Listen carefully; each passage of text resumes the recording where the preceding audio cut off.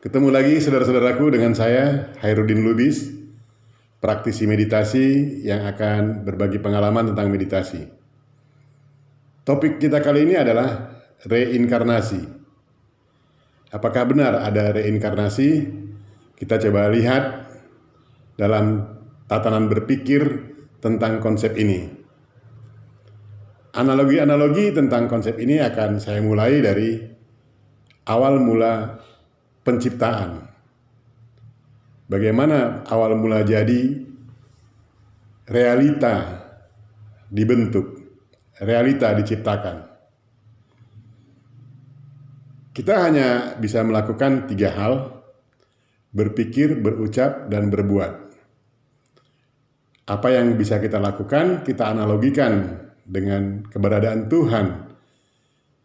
Awal mulanya Tuhan itu ya semua adalah Tuhan. Karena Dia esa. Jadi sebelum ada realita, semua yang ada adalah Tuhan.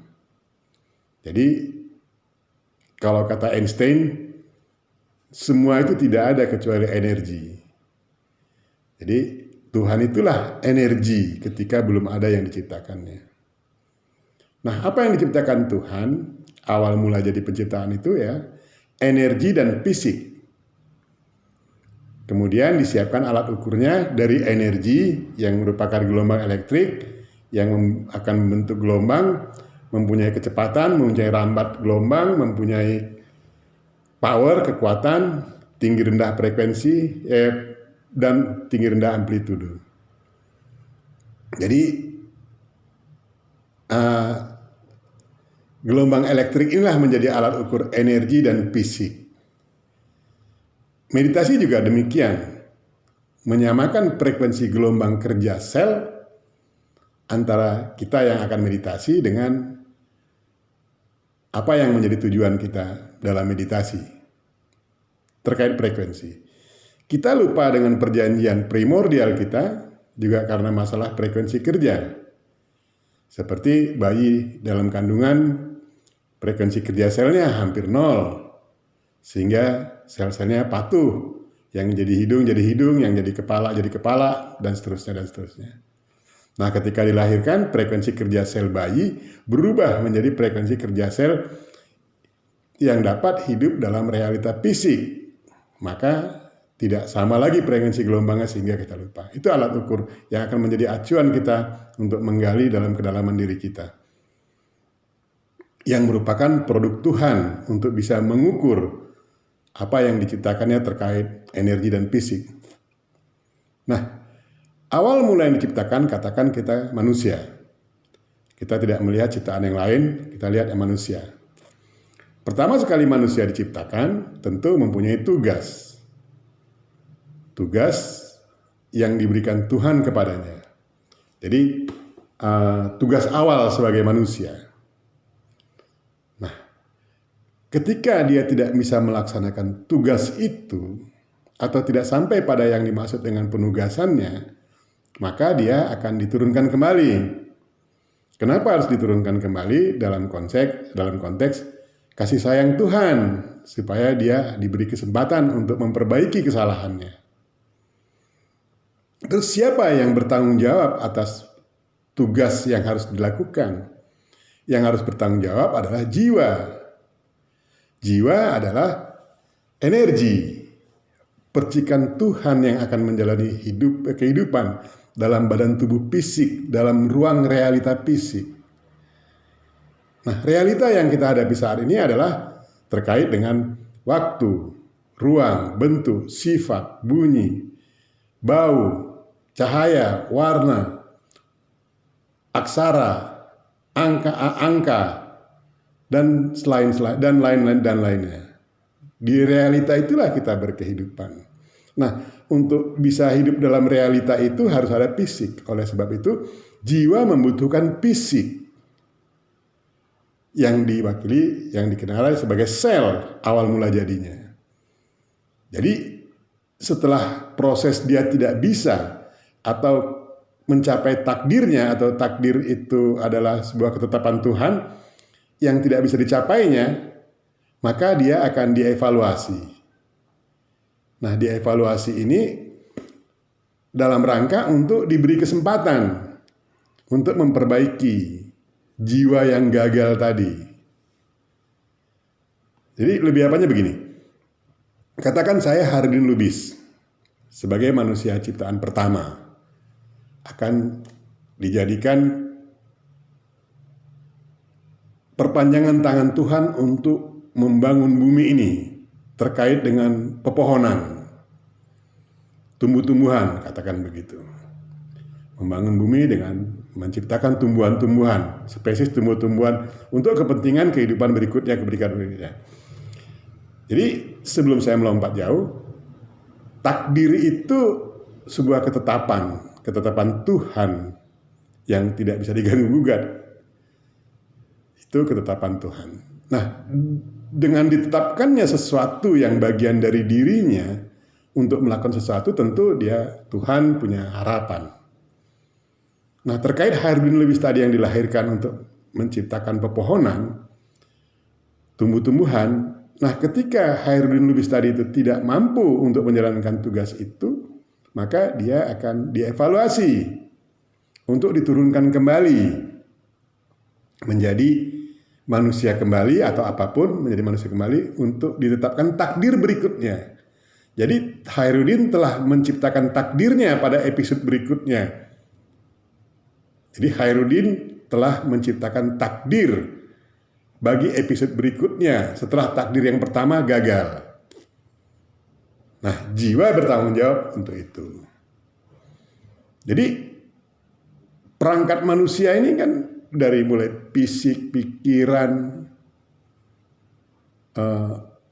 jiwa, ruh, begitu hebatnya untuk ditempati oleh jiwa, untuk dapat mengimplementasikan apa yang bisa dilakukan jiwa dalam dunia fisik. Jadi itu adalah sebuah kehidupan. Istilahnya tidak sekali pakai. Begini,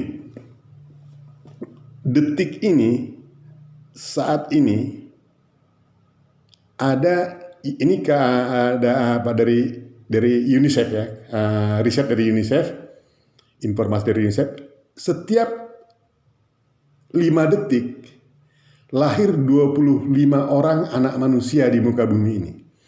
Artinya rata-rata setiap detik lahir 5 orang manusia. Setiap detik. Berarti setiap menit 60 kali 5. Ada 300 orang. 300 orang yang lahir di muka bumi setiap menitnya. Di 1 jam berapa orang? Nah, kita lihat yang detiknya.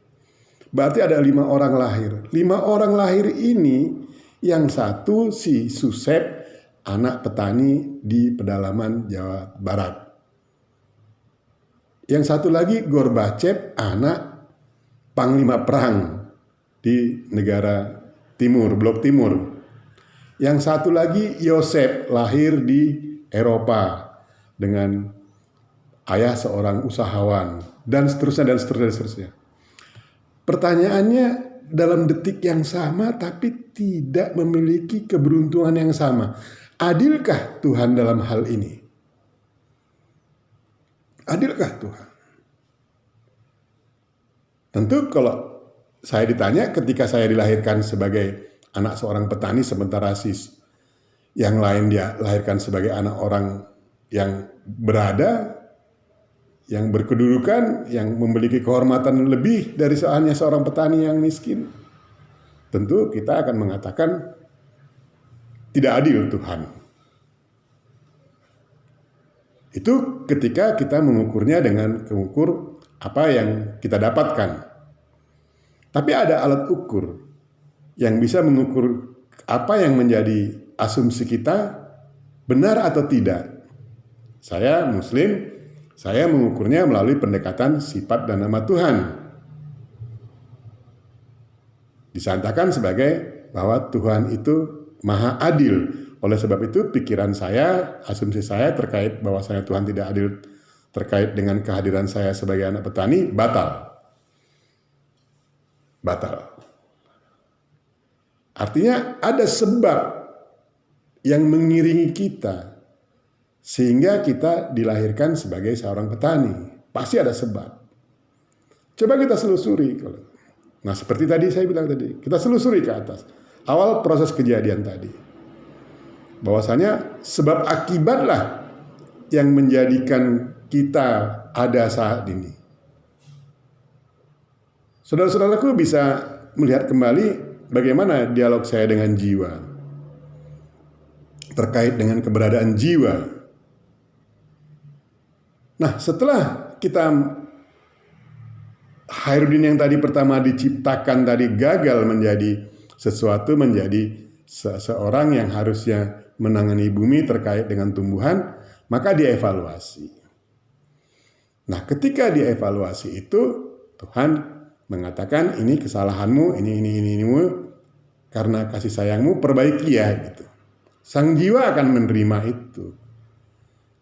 Karena dia tahu bagaimana harus memperbaikinya. Datanya dia punya. Tuhan bukan penghapus, tapi pemaaf dalam konteks kasih sayangnya. Maka kamu Hairudin diturunkan lagi ke muka bumi. Dalam keluarga bernama ini tinggal di sini, ini sebagai suku bangsa ini dan seterusnya. Kamu harus melakukan hal ini, range kehidupan kamu sekian tahun, nama kamu nanti ini dan segala macam.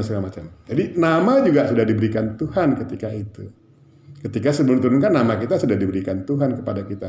Nanti nama itu ditabalkan oleh orang tua kita kepada kita. Jadi wajah kita juga itu wajah yang sudah didesain untuk itu. Jadi mewakili wajah Tuhan itu dalam perspektif kehidupan kita di muka bumi ini.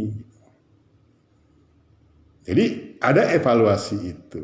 Nah, setelah dievaluasi diturunkan bla bla bla bla bla bla bla, tidak juga mencapai tugas yang akan dilakukannya, maka dievaluasi lagi. Dan diturunkan kembali. Terus begitu. Kapan selesainya? Ketika Hairudin tadi yang diciptakan awal tadi sebagai jiwa mampu menggapai takdirnya seperti takdir yang awal ditetapkan. Atau takdir yang telah dievaluasi. Maksudnya begini. Oke, kamu gagal dulu menjadi penumbuh pohon-pohon. Nah, sekarang tadi ditetapkan lagi Tuhan, kalau kamu mencapai takdir ini dengan baik, tentu kepentingan Tuhan. Dengan baik, bisa menyelesaikan tugasmu dengan baik, maka kamu selesai persoalanmu. Kamu akan kembali kepadaku. Sebagai bagian dari diriku, kata Tuhan gitu kira-kira. Jadi, ketika kita hidup dalam fisik ini, kita tahu bahwasanya kita terdiri dari fisik, pikiran, jiwa, dan ruh. Pertanyaannya, di mana Tuhan itu berada dalam diri kita? Ada di setiap sel kita. Tuhan ada di setiap energi yang ada. Meliputi semua yang ada, dan setiap yang ada di dalam Tuhan, dan Tuhan ada di dalam setiap yang ada. Jadi Tuhan ingin ikut mengalami fungsi dan tugas Hairudin tadi sebagai manusia. Ikut mengalami. Sambil mengawasi, menjaga, dan memelihara. Apa yang dijaganya adalah eksistensi sebagai Hairudin. Bukan dijaga supaya jangan begini, jangan begitu. Tidak begitu. Tuhan memang memberi peringatan. Ada kalanya memberi peringatan kalau kita sudah melampaui batas. Tapi ketika pikiran tidak mau diberi peringatan, ya bersama Tuhan kita mengalaminya. Jadi kira-kira begini. Awal mula penciptaan kalau gagal diturunkan lagi, gagal diturunkan lagi. Sampai dia dinyatakan sebagai bisa kembali kepada Sang Maha Pencipta tadi. Dengan demikian kita bisa mengambil sebuah kesimpulan bagi diri kita masing-masing, apakah reinkarnasi itu ada? apakah reinkarnasi itu ada? Dasar awal saya mengkaji ini dari kelahiran itu. Dari detik yang sama, tapi kita mendapat keberuntungan yang berbeda. Katakan dari 5 orang pada detik ini lahir. 5 orang ini mendapatkan keberuntungan yang berbeda. Kenapa? Karena ada sebab di balik itu. Nah, sebab akibat inilah yang menjadikan reinkarnasi itu menjadi ada bagi saya.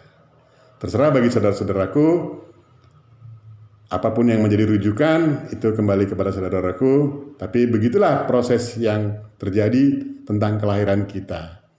Saya mendapat pengetahuan ini dari mengalami, sehingga saya berani menceritakannya, dan saya pikir ini hanya sebuah pandangan kembali kepada saudara-saudaraku sekalian tentang hal ini. Sampai di situ saudara-saudaraku, tetap sehat, bahagia, dan ayo meditasi.